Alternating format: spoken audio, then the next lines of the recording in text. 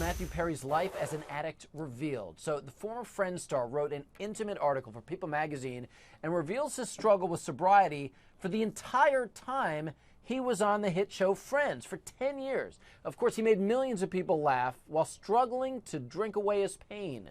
Well, now Matthew is clean and sober. He is using his fortune to change the fortunes of others in a very personal way. With me now in New York, Charlotte Trigg. She is a staff editor for People magazine. And Charlotte, you know, we've heard Matthew before being very candid about his struggles, but these revelations are almost hard to believe and something we haven't quite heard. Matthew was really a guy on top of the world back in the 90s. He was making, what, $1 million an episode on Friends, but he says the flip side was this.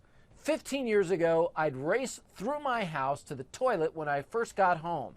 I'd have 2 towels in my hand, one to wipe away the vomit and one to wipe away the tears. Wow. Yeah. That's incredible. Matthew, obviously so low, so addicted. So was he really able to hide this stunning trouble from his castmates on Friends? Because they were pretty close. Right. You know, he says for a long time he was actually able to keep this from the rest of his castmates because he would never go to work high or drunk. He would go to work hungover. And eventually he went to work so hungover that it became a thing and everybody realized exactly what was going on. And that was when he was first forced into getting help. He'd been to rehab a couple times before he finally was able to really clean up his act and get everything together, because he says that for a long time he wanted to do things his way. He was very stubborn, and it took a while for him to realize that it's okay to ask for help.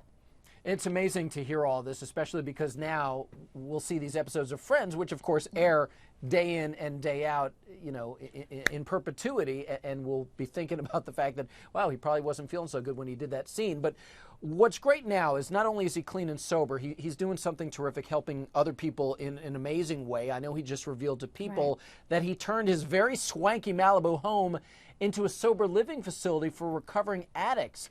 That just blows my mind. I mean, what did he write about that specifically, Charlotte? Right. Well, this was something very meaningful for him. You know, back when he was an addict, he said that he would buy a new house and feel like that might give him a new start. And really, that's, you know, a superficial fix. It's not going to do anything for him. So at a certain point, he realized that he should donate this and help other people. And so he turned his Malibu home into a sober living facility for, you know, men who are trying to overcome addiction.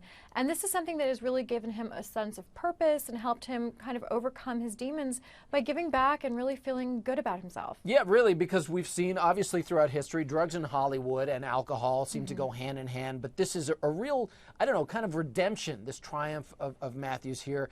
So, I don't know, can you imagine other struggling stars, maybe Lindsay Lohan, possibly, you know, reaching out to somebody like Matthew for guidance? Right. Well, you know, that's the whole reason that he decided to speak up about this. He said that, you know, to him, the only reason to share his story is for the possibility of helping other people, and that, you know, if he can help other people figure out their struggles and turn it around and realize that someone, like he says, he messed up so many times, and yet now he's clean and got his stuff together, that other people can too. Good for him. He's always been one of my favorites. I appreciate you bringing the story to us, Charlotte Triggs. Thank you so much. The new issue of People magazine will be available everywhere on Friday with that cover.